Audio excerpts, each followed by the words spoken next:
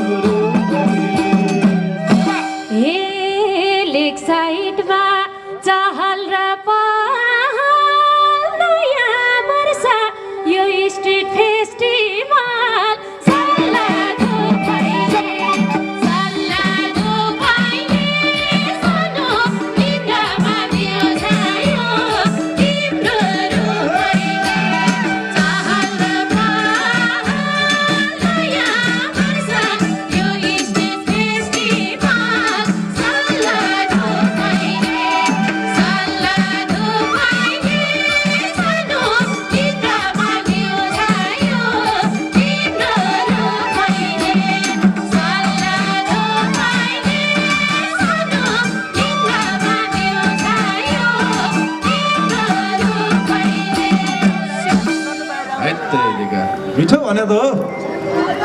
ल फेरि भन्नु पर्यो होइन ए कसम है ए रोदी तिमीले टेकेसी पाइलो झिलिमिली लेक साइड नै रमाइलो